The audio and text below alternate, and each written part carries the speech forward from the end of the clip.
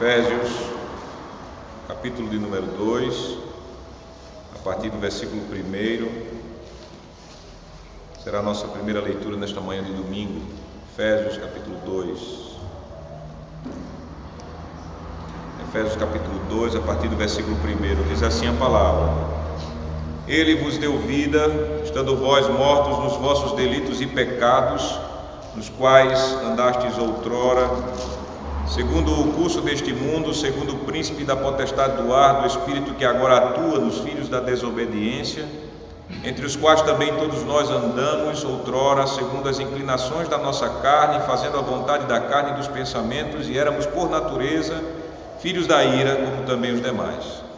Mas Deus, sendo rico em misericórdia, por causa do grande amor com que nos amou, e estando nós mortos em nossos delitos, nos deu vida juntamente com Cristo. Pela graça sois salvos.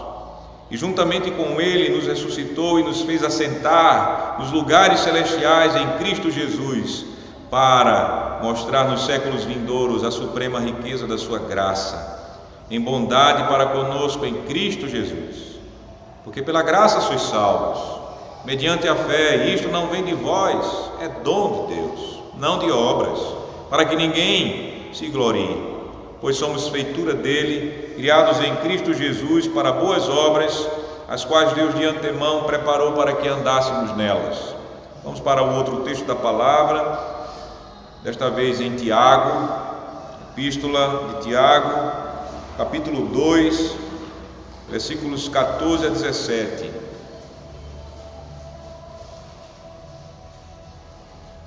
Diz assim a palavra: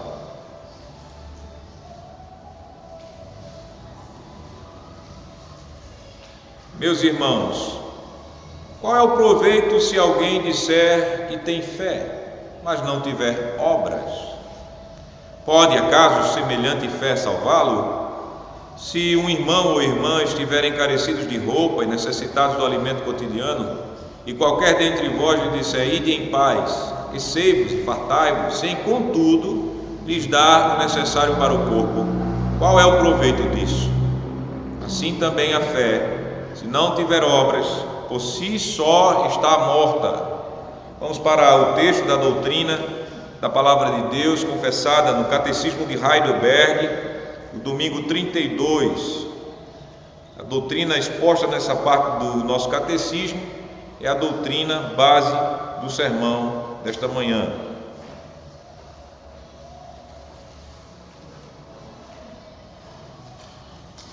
Domingo 32 do Catecismo de Heidelberg.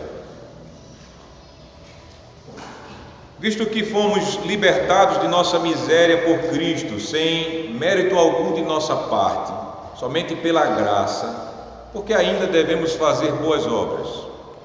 Porque Cristo não somente nos comprou e libertou com seu sangue, mas também nos renova a sua imagem por seu Espírito Santo, para que mostremos com toda a nossa vida que fomos gratos a Deus por seus benefícios, e para que Ele seja louvado por nós. Além disso, para que pelos frutos da fé tenhamos certeza de que nossa fé é verdadeira, e para que ganhemos nosso próximo para Cristo pela vida cristã que levamos. Não podem ser salvos, então, aqueles que continuam sendo ímpios e ingratos e não se convertem a Deus? De maneira alguma, porque a Escritura diz que nenhum impuro, idólatra, adúltero, ladrão, avarento, bêbado, maldizente, assaltante ou semelhante herdará o reino de Deus. Amada congregação do nosso Senhor Jesus Cristo, hoje nós começamos a terceira divisão de nosso catecismo. Na primeira divisão, aprendemos sobre nossa culpa e miséria em Adão. Na segunda divisão, nós aprendemos sobre como somos salvos dessa miséria e pecado mediante Cristo Jesus. Iniciamos a terceira divisão, onde nós aprendemos sobre como somos gratos por tal salvação mediante Cristo Jesus. Assim começamos reafirmando que nossa libertação da miséria e pecado é uma obra graciosa de Cristo somente. A pergunta de número 86 diz o seguinte: visto que fomos libertados de nossa miséria por Cristo, sem mérito algum de nossa parte, somente pela graça, por que ainda devemos fazer boas obras? Assim, notem que na pergunta logo, nós reafirmamos que por Cristo Jesus, por pura graça, nós fomos libertados de nossa miséria em pecado. A nossa libertação não é uma conquista nossa, nem 1% da nossa salvação é merecimento meu ou seu. Nada vindo de nós foi levado em conta na nossa salvação. O Senhor Jesus, Ele não precisou da nossa ajudinha para poder nos salvar. Nós fomos libertados do pecado e da miséria por Cristo e somente por pura graça. Isso nós afirmamos de modo categórico, de modo muito claro, para não deixar dúvida a ninguém. Essa doutrina, meus amados irmãos, que nós confessamos já na pergunta e resposta 86, ela nos faz diferentes da igreja romana, da igreja do Papa, como também das demais religiões pagãs. E as obras? E as boas obras? Nós reconhecemos a necessidade de boas obras. A pergunta 86, ela ensina o valor das boas obras para o cristão. Note que o final da pergunta é assim: por que ainda devemos fazer boas obras? Quem de nós aqui já não fez essa pergunta em sua vida? Qual o valor das boas obras? Essa é uma pergunta muito lógica, racional. É uma pergunta feita por quem não aceita a salvação somente pela fé em Cristo Jesus e por pura graça. Essa pergunta sempre é feita por eles e por isso também está no nosso catecismo. Mas também, meus amados irmãos, é uma pergunta que muitos crentes sinceros, verdadeiros, eles fazem quando eles começam a aprender sobre as doutrinas da salvação pela graça somente em Cristo Jesus. Porque nós enfatizamos muito que a salvação é somente pela graça, mediante a fé em Cristo Jesus. Então os crentes sinceros que estão aprendendo isso, eles perguntam: e as nossas boas obras? Ora, se eu fui salvo somente pela fé e por graça pura, preciso será fazer boas obras? Para sermos edificados com a palavra de Deus, podemos viver uma vida frutífera na fé, Deus nos chama aqui para ouvir a sua mensagem, a mensagem que Ele nos traz no seguinte tema: em Cristo temos bons motivos para fazermos boas obras. Esse é o tema da nossa pregação nesta manhã. Em Cristo temos bons motivos para fazermos boas obras. São 5 os motivos que nós confessamos no nosso catecismo para em Cristo fazermos boas obras. O primeiro motivo é: fomos renovados à imagem de Cristo e para as boas obras. Eu quero puxar a sua memória. Você lembra qual era seu estado espiritual antes de ser salvo por Cristo?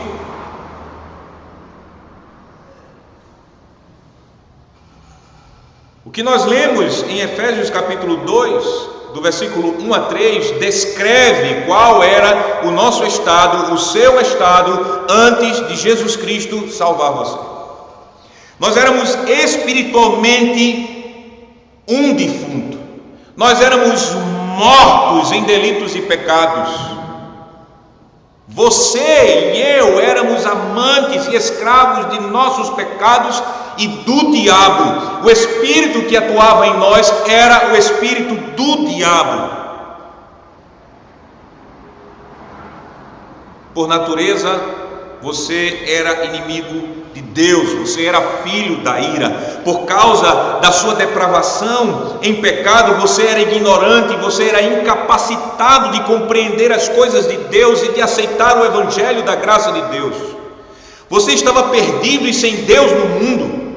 Você era um pecador miserável e condenado, sem esperança de salvação em si mesmo.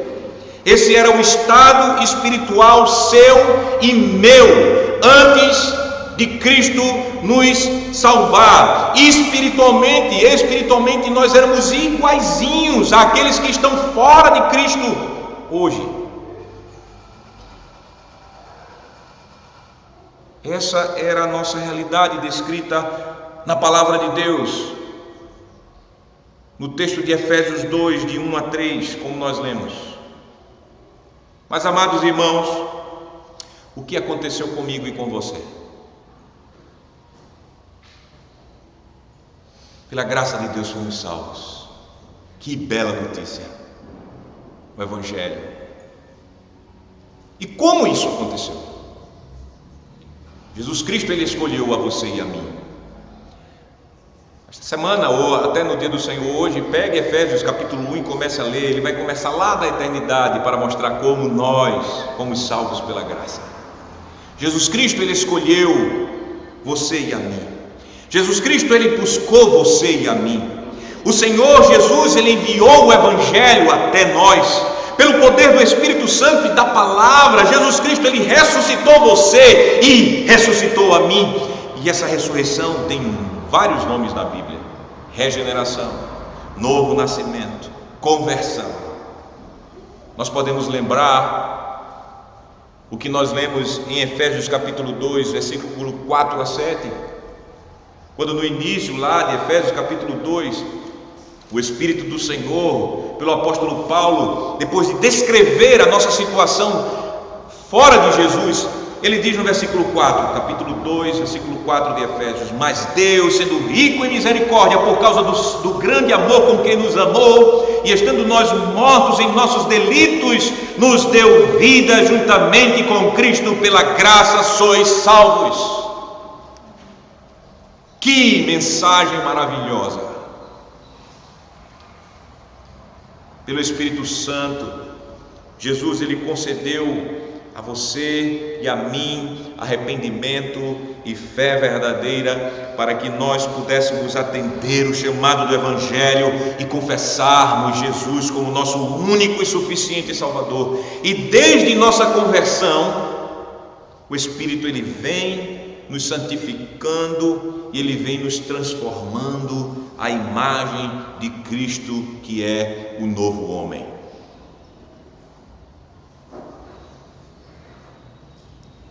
Isso tudo eu posso resumir dizendo para você o seguinte: preste atenção. Pela graça de Deus fomos salvos mediante a fé em Cristo Jesus e não por obras.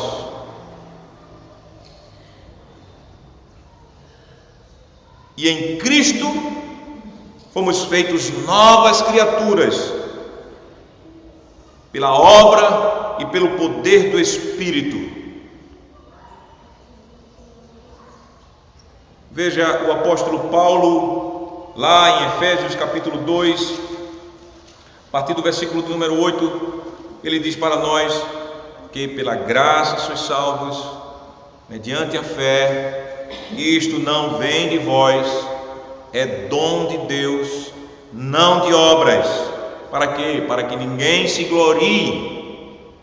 E aí no versículo 10 ele diz: pois somos feitura dele, criados em Cristo Jesus para boas obras, as quais Deus de antemão preparou para que andássemos nelas. Em Cristo fomos feitos novas criaturas pela obra e pelo poder do Espírito Santo de Deus. Fomos feitos feitura dele em Cristo Jesus, novas criaturas. E para que nós fomos feitos novas criaturas? para boas obras, o texto nos diz. O Evangelho diz: pois somos feitura dele, criados em Cristo Jesus para as boas obras, as quais estas obras Deus de antemão preparou para que andássemos nelas. Fomos feitos para boas obras, para andarmos nelas. Portanto, fomos criados em Cristo Jesus para boas obras. Assim, a imagem de Deus que foi quebrada, estilhaçada como um vidro, um espelho lá no Éden, o Espírito Santo está renovando em nós, recriando em nós, para que nós, como crentes, possamos viver para as boas obras. Aqui nós temos o primeiro motivo para em Cristo fazermos boas obras. Fomos criados em Cristo Jesus para as boas obras. Primeiro motivo. Um segundo motivo para fazermos boas obras é gratidão. Qual a nossa resposta racional, lógica, se fôssemos prisioneiros e condenados por causa de uma dívida impagável por nós, e em dado momento nós soubéssemos que alguém que nós não conhecemos tomasse a nossa dívida para si e pagasse por nós toda a dívida que nós não conseguiríamos pagar? Qual seria o seu sentimento para com essa pessoa que pagou a sua dívida para libertar você da prisão e da condenação justa? Qual seria?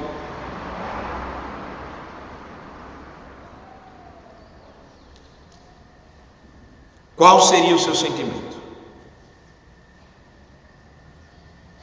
Eu acho que uma só palavra resume: gratidão. É o sentimento racional, gratidão. Nós sabemos sim qual a nossa situação espiritual antes do Senhor Jesus nos salvar. Sabemos da impagável dívida de pecado que tínhamos com Deus e que era o motivo da nossa condenação eterna em corpo e alma: o pecado. Uma dívida que aumenta cada dia, por cada pecado que nós cometemos. Pecados, mas sabemos disso e também sabemos, e nós cremos, nós confiamos, nós confessamos que nós fomos salvos porque Cristo Jesus, com o seu sangue precioso, Ele pagou a nossa dívida com Deus.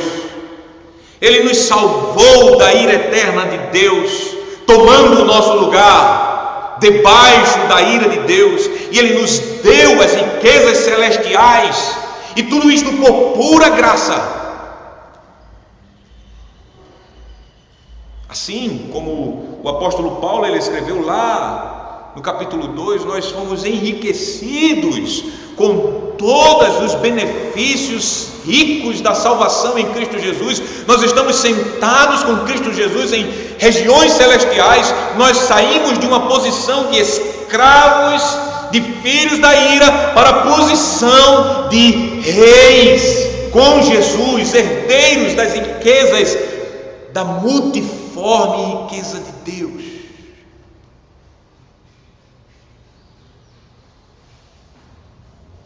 Em Cristo todos fomos enriquecidos com todos os benefícios da salvação. Você pode estar pensando: que benefícios são esses? Eu cito alguns para você. A adoção de filhos. Você pode imaginar que em Cristo você é filho adotivo de Deus, o Deus Todo-Poderoso do universo, Criador dos céus e da terra, que comanda tudo. Você é filho de Deus em Cristo. Outra coisa, pelo fato de você ser filho de Deus, você recebeu o Espírito Santo. O Espírito Santo vive em você. É esse Espírito que confirma em você a sua filiação. É esse Espírito que faz você ter a convicção que Deus é seu Pai e que você clama a Deus: Abba, Pai. É herança sua, o Espírito.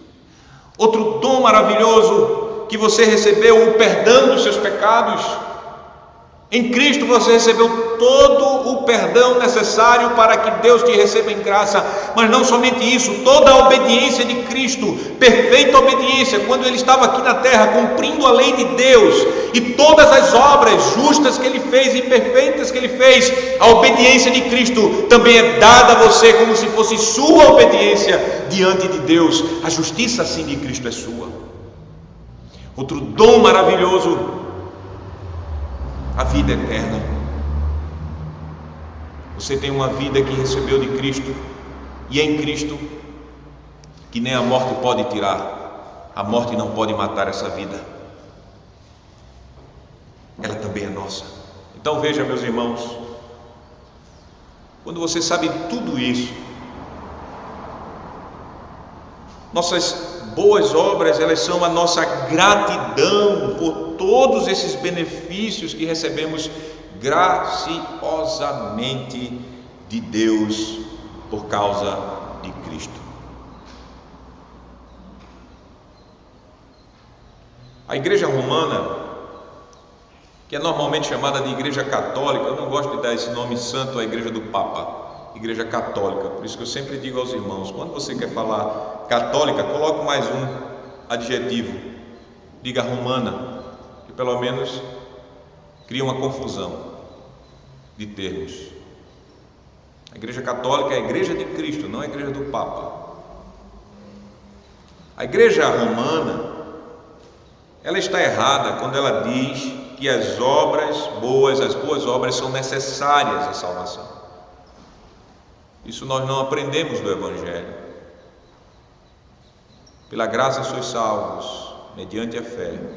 Isto não vem de vós, é dom de Deus, não de obras, para que ninguém se glorie. Isso é só um texto. Não está no Evangelho a doutrina de salvação da igreja romana. Porém, nós confessamos o Evangelho no catecismo, deixando claro que quando eu pratico boas obras, não é para ser salvo, mas para ser grato.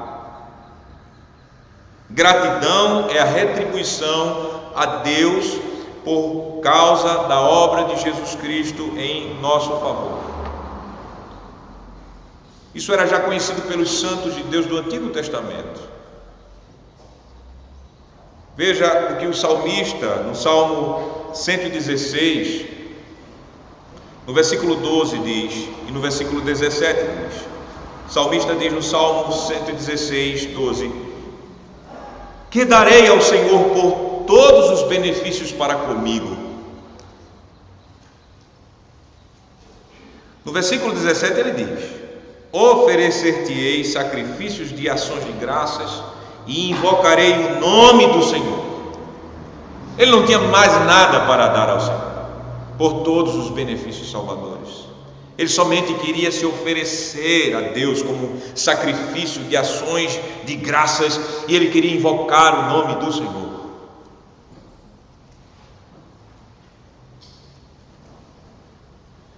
E por entender que nós recebemos os benefícios salvadores, o Espírito Santo, mediante o apóstolo Paulo, ele escreveu em Romanos capítulo 12, versículo 1, nos exortando, dizendo: rogo-vos, pois, irmãos, pelas misericórdias de Deus, que apresenteis o vosso corpo por sacrifício vivo, santo e agradável a Deus, que é o vosso culto racional. Você, depois do apóstolo expor no capítulo 11, tudo que Jesus, pela sua graça, fez em nos salvar soberanamente, ele diz que a consequência, a resposta lógica é o nosso culto que nós oferecemos ao Senhor, entregando a Ele os nossos corpos como sacrifícios vivos, santos e agradáveis a Deus. Uma vida santa. Portanto, se somos filhos de Deus e amamos a Deus em Cristo Jesus, se compreendemos o Evangelho da graça de Deus verdadeiramente, o nosso prazer é servir ao Senhor Deus em gratidão.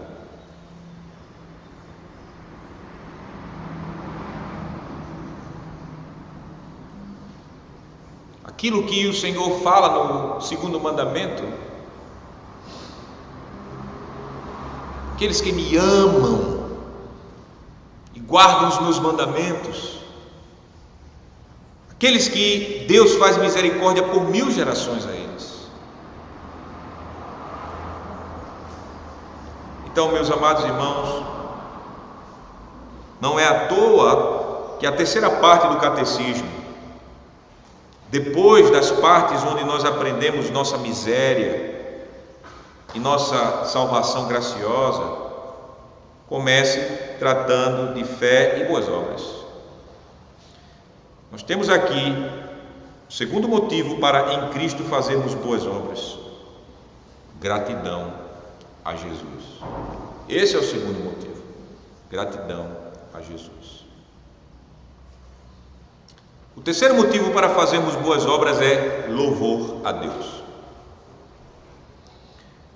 Pela obra de Jesus nós fomos renovados à sua imagem por seu Espírito Santo, para que Jesus seja louvado por nós. Nós confessamos isso no Catecismo, resposta 86, a primeira parte nós já vimos no primeiro ponto, que diz: porque Cristo não somente nos comprou e libertou com o seu sangue, mas também nos renova a sua imagem por seu Espírito Santo. Isso é o nosso primeiro motivo para fazermos boas obras. O segundo, para que mostremos com toda a nossa vida que somos gratos a Deus. O segundo motivo, gratos a Deus por seus benefícios. E o terceiro motivo que nós estamos agora, e para que Ele seja louvado por nós.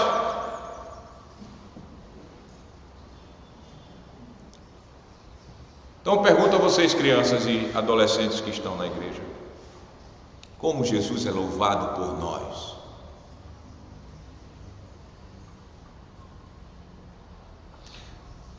Será que é apenas, somente quando pela boca nós damos glórias a Deus e aleluias a Jesus?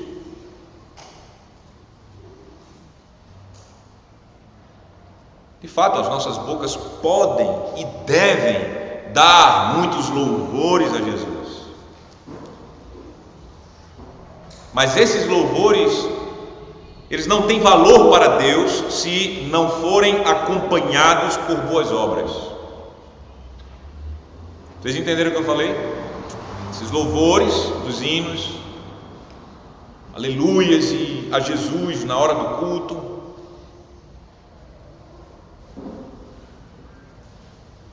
os das nossas conversas, não tem valor algum para Deus se não for acompanhado, vier junto com boas obras.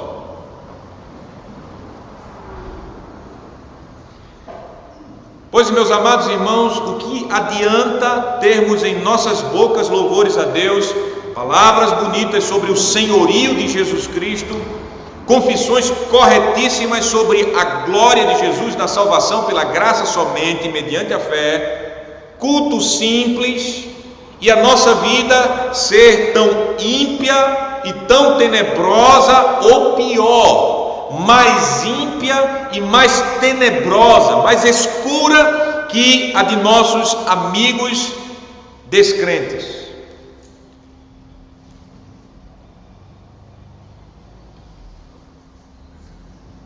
O Senhor Deus, Ele disse aos membros da igreja de Israel que queriam viver só louvando a Deus no culto, mas viviam durante a semana em comunhão com ímpios e se deleitando na impiedade. Veja o que o Senhor disse no Salmo 50, versículo 16 e 17 a estes crentes.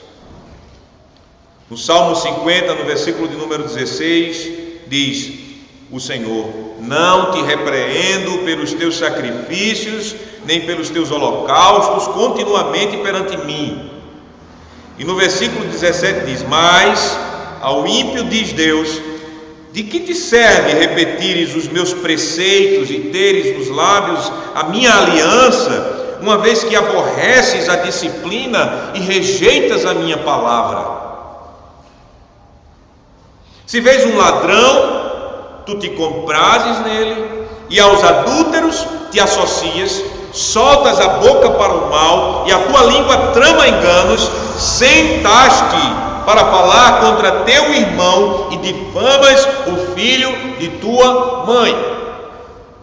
Essa era a vida semanal, dia a dia, dos crentes, de certos crentes em Israel, e que o Senhor aqui está repreendendo.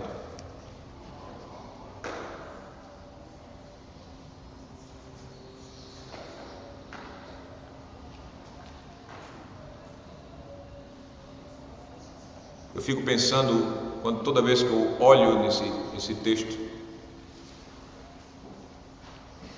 aqueles crentes que no domingo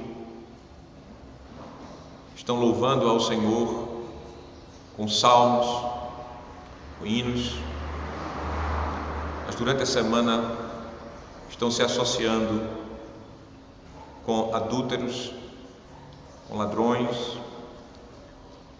com pessoas tão ímpias, representadas nas novelas tão comuns e tão adoradas pelos brasileiros.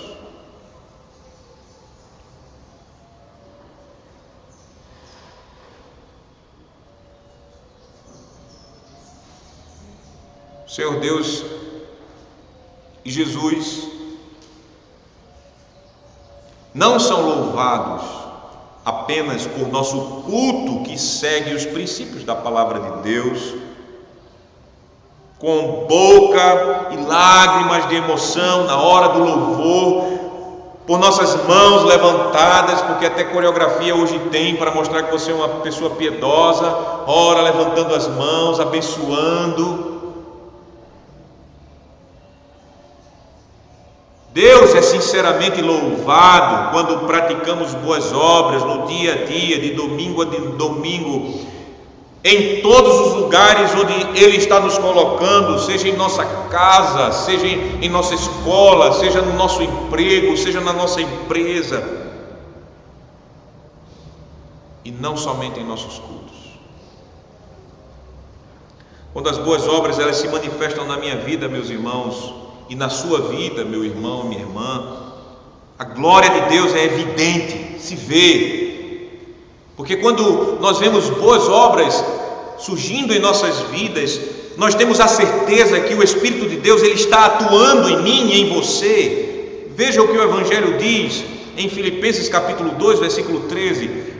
Filipenses 2,13, o Senhor diz: porque Deus é quem efetua em vós tanto querer como realizar, segundo a sua boa vontade. Filipenses 2,13.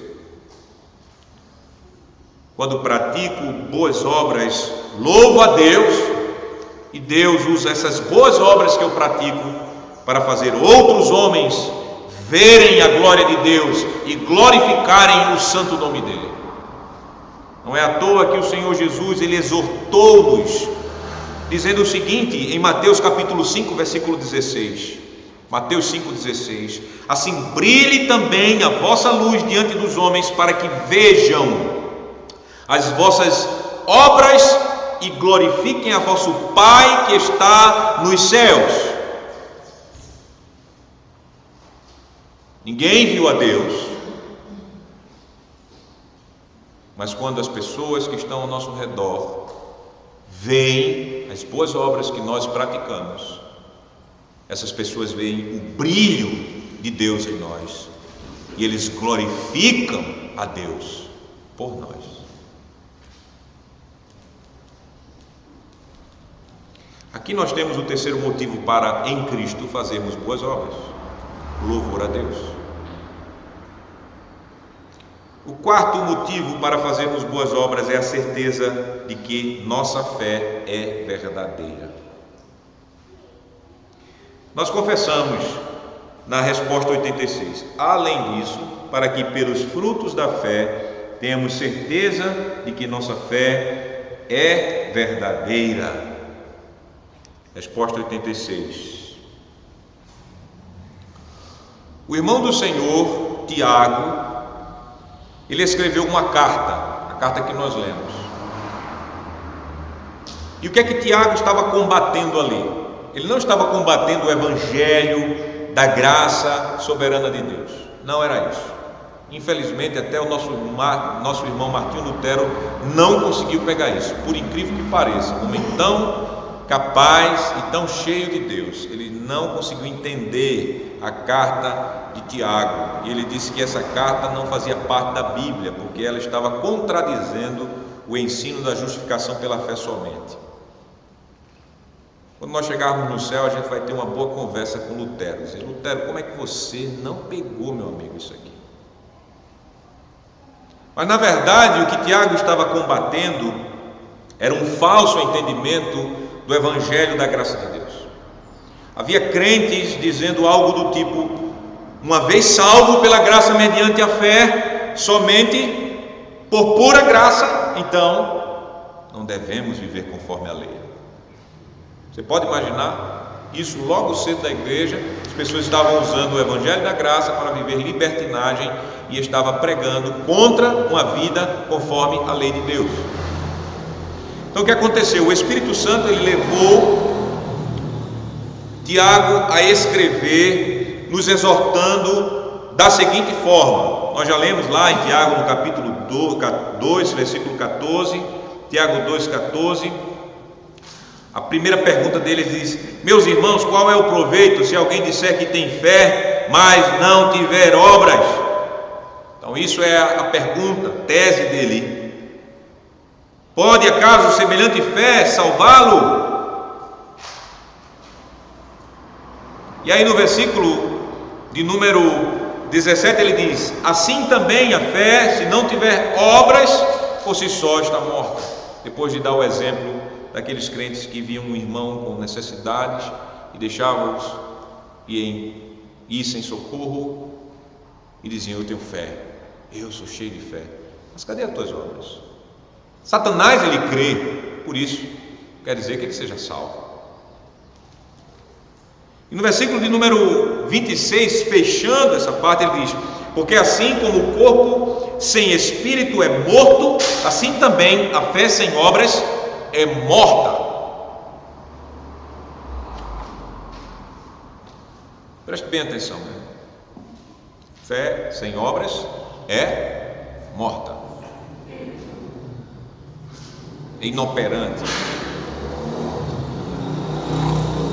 Entenda que o Espírito Santo ele gerou em você, que é crente em Jesus de verdade, gerou em nós a verdadeira fé, que não pode, essa fé, ela não pode ficar sem dar frutos.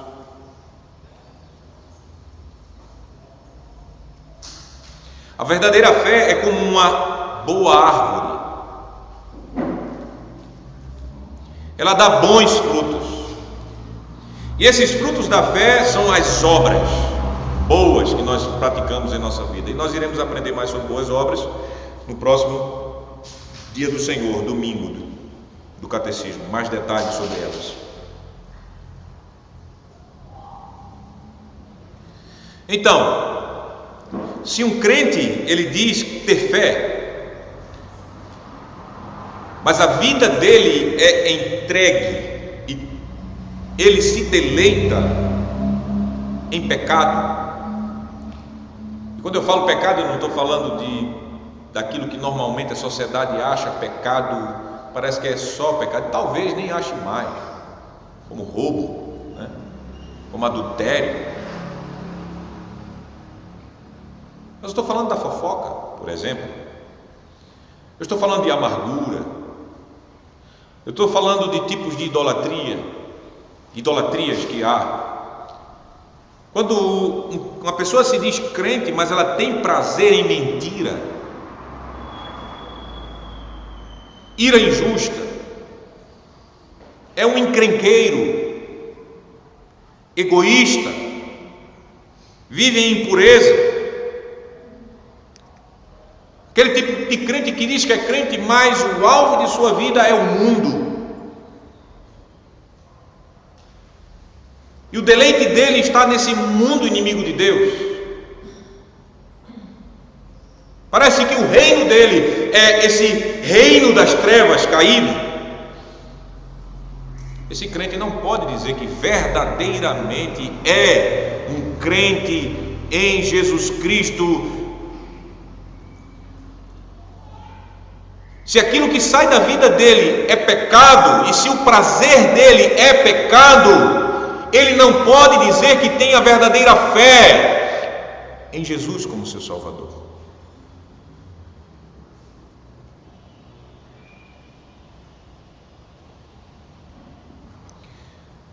Jesus Cristo, ele disse aos seus discípulos: eu sou a videira, aquele que está em mim produz o quê? Muitos frutos.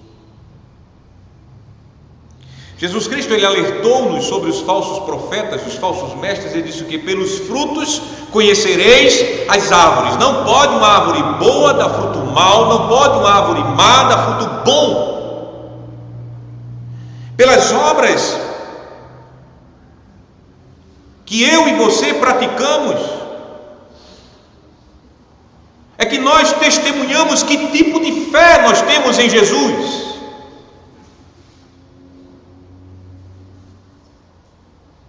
São as minhas obras que dizem se eu creio em Jesus ou não.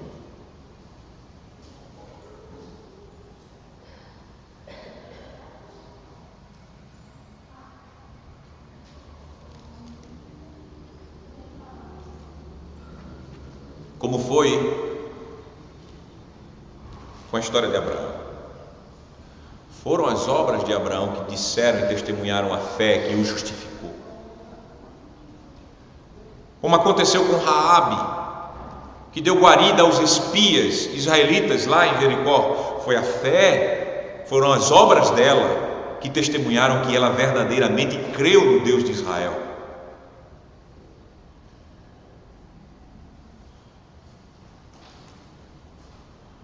Então, por isso, pelas obras boas,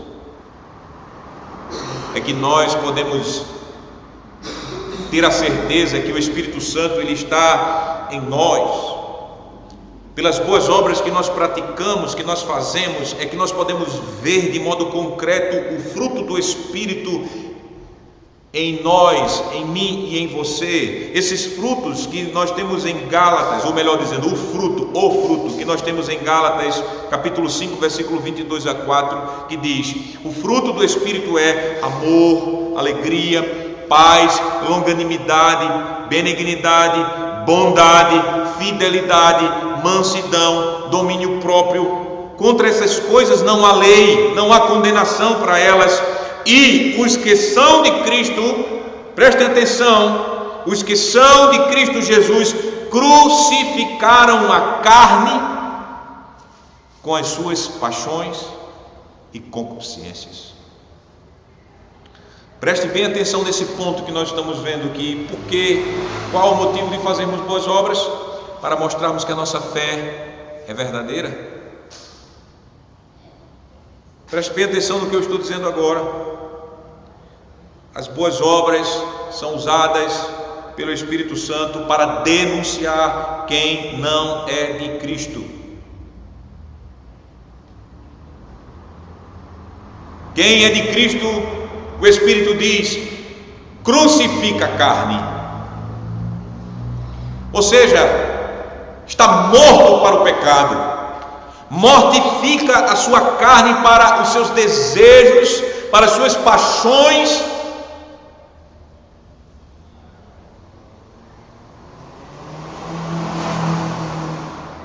Malignas.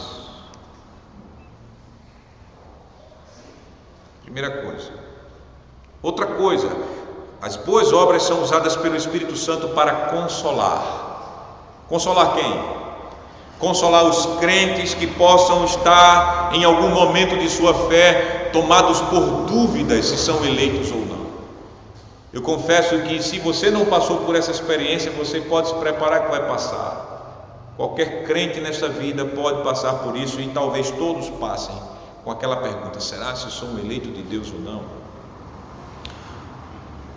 O Espírito Santo, ele manda você olhar para Cristo somente e confiar nas promessas do Evangelho, que diz que se você crer em Jesus, você será salvo e os seus pecados serão perdoados.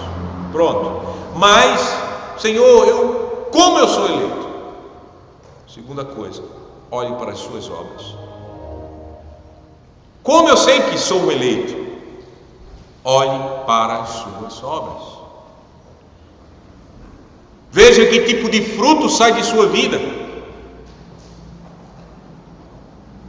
Então, nesse sentido, para esses crentes que podem estar perturbados com certa incerteza de que é um eleito ou não, o Espírito usa as boas obras para consolar.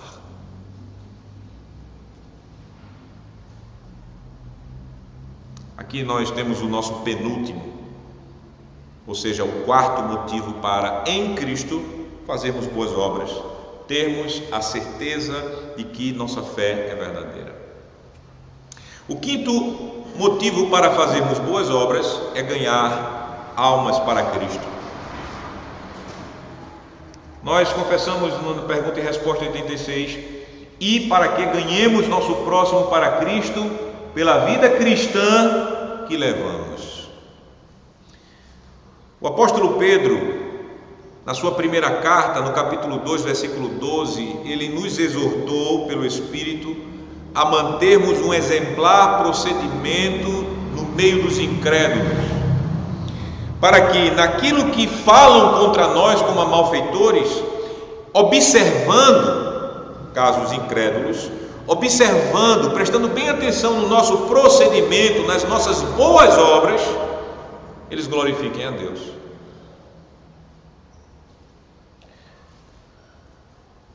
Vocês estão prestando atenção? O que o Espírito está dizendo? Seu procedimento, suas boas obras, ao serem observadas por pessoas incrédulas e inimigos da fé, inimigos dos crentes, Deus vai usar essas obras para que estes tais glorifiquem a Deus. É claro, meus amados irmãos e irmãs, que nada substitui a pregação do Evangelho. E quando eu falo pregação do Evangelho, eu estou falando do ministério da pregação da palavra. Assim, o nosso testemunho, ele não é mais importante que o ministério da palavra que é exercido pela igreja. Mas, preste atenção, são as nossas boas obras como joias que enfeitam uma bela mulher.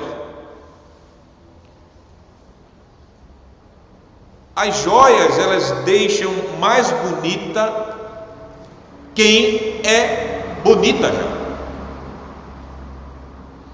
Assim, as boas obras, elas deixam mais bonitas as boas novas do Evangelho para aqueles que estão fora da igreja. Eles começam a olhar: rapaz, veja aquela vida daquele casal, veja como o marido e a esposa se amam mutuamente, um está cuidando do outro. Vejam os filhos deles, vejam a educação dos filhos dele, veja a conduta daquele jovem na escola, veja a conduta daquele empregado diante dos seus colegas descrentes e diante do seu patrão, veja a conduta daquele patrão diante dos maus empregados. Tem alguma coisa diferente aí? Vem cá, me conta o segredo.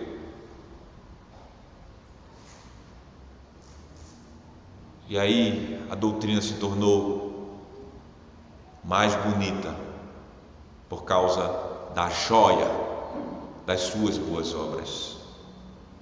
O Evangelho chamou a atenção.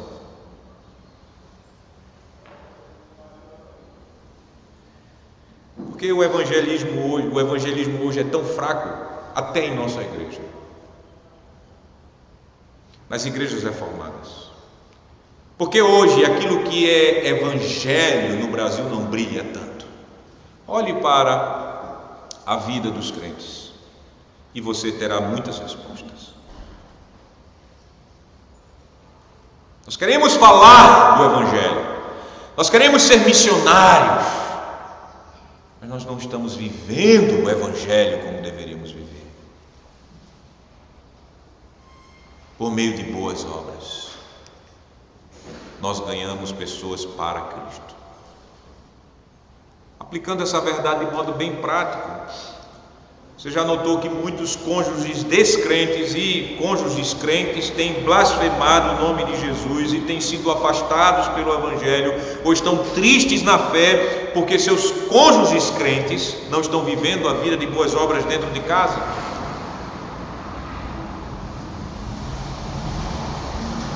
O Espírito Santo, ele diz, 1 Pedro capítulo 3, versículo 1, 2, veja o que diz o Espírito, primeiramente às mulheres, as servas de Deus, crentes,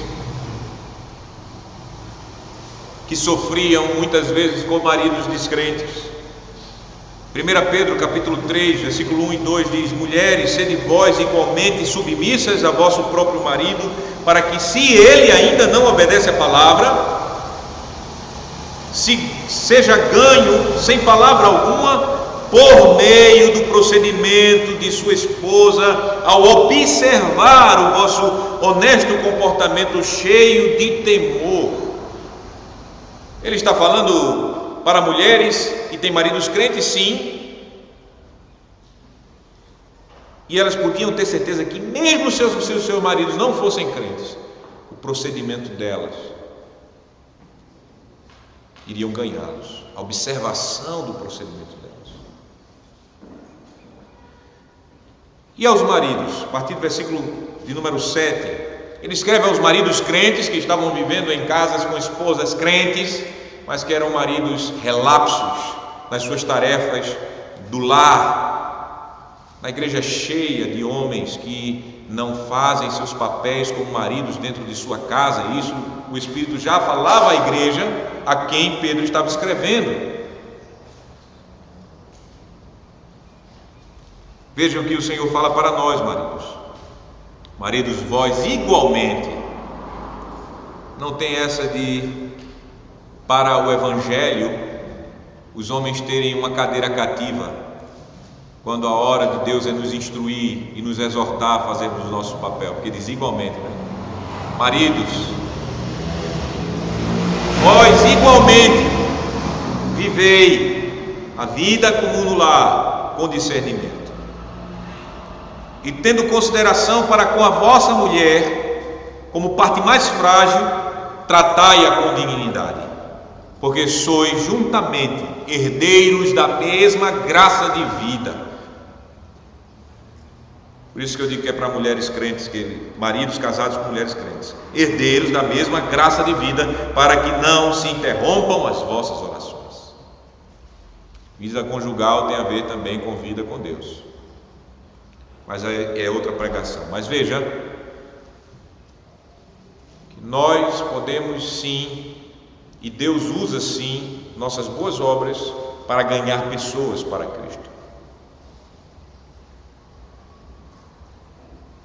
Saiba, meu irmão, minha irmã, que seu viver santo, como no caso das nossas irmãs, como boa esposa, como boa mãe, impacta mais o seu marido descrente ou o seu marido fraco na fé, que o ativismo na igreja, que faz você abandonar o seu lar e ficar socada na igreja em atividades.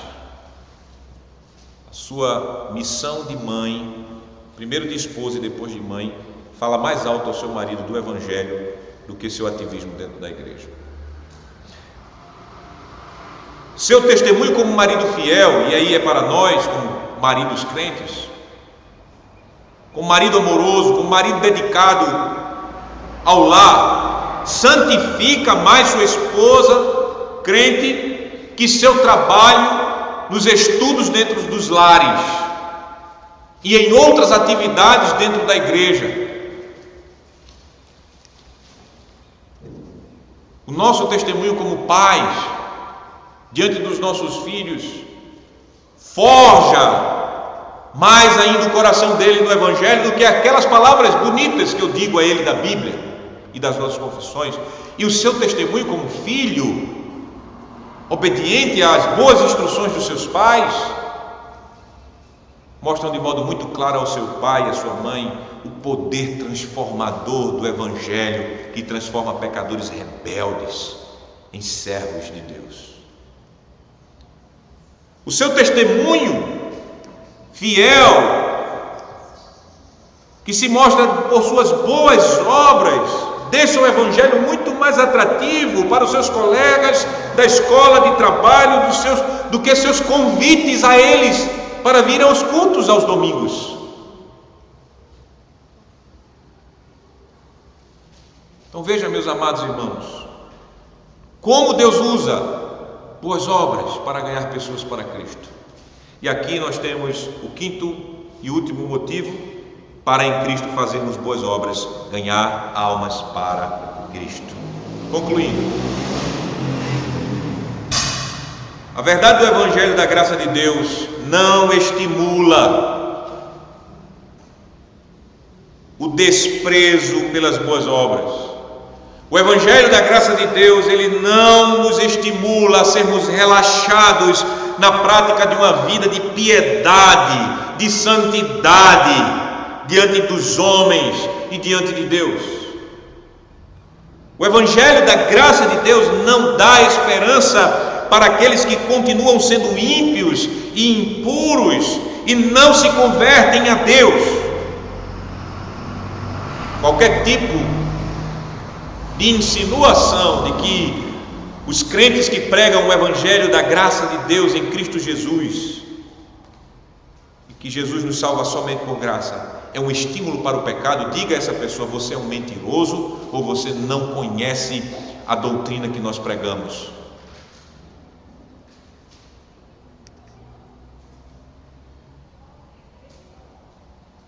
Porque veja o que claramente nós confessamos na pergunta e resposta 87. Não podem ser salvos então aqueles que continuam sendo ímpios e ingratos e não se converteram a Deus? E qual a resposta? De maneira alguma. Porque a Escritura diz que nenhum impuro, idólatra, adúltero, ladrão, avarento, bêbado, maldizente, assaltante ou semelhante herdará o reino de Deus.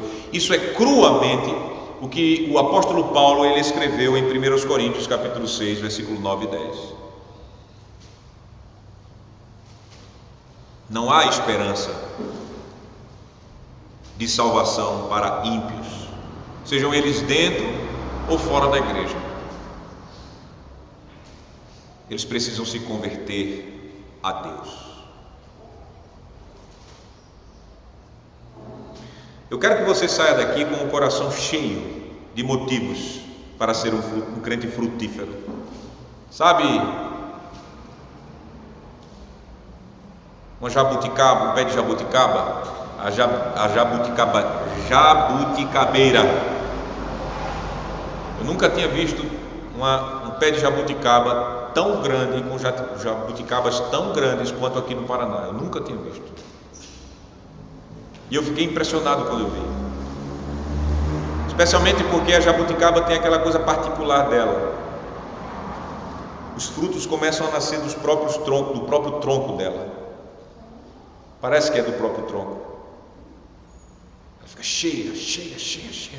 Então, meus irmãos, eu quero que vocês saiam daqui com um coração cheio de motivos para você ser uma verdadeira jabuticabeira espiritual,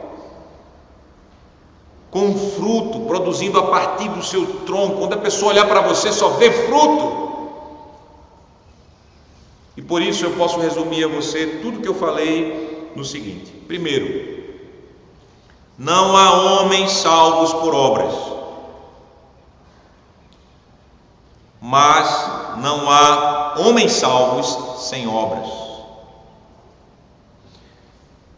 Você entendeu? Não há homens salvos por obras, porque é Jesus que nos salva apenas por pura graça e mediante a fé nele somente. Mas Não há homens salvos sem boas obras, porque quem foi salvo por Cristo Jesus e está ligado a Ele mediante a verdadeira fé, esse dará muito fruto, será um crente cheio de boas obras. Por isso, não há homens salvos por obras, mas não há homens salvos sem boas obras. Sendo assim, a imagem de Cristo está sendo renovada em você. Pela graça de Deus você entende a salvação, e por isso a gratidão pela salvação o leva a participar, a viver boas obras e a louvar a Deus por boas obras. O louvor a Deus é o seu sincero desejo de todo o coração. A fé que há em você dá muito fruto para Deus, e o Senhor usa esses frutos, as boas obras, para ganhar outros pecadores para Cristo. Por isso, meus amados irmãos, saia daqui cheio de alegria, cheio de desejo, porque Jesus te dá muitos motivos para nele praticar boas obras. Amém.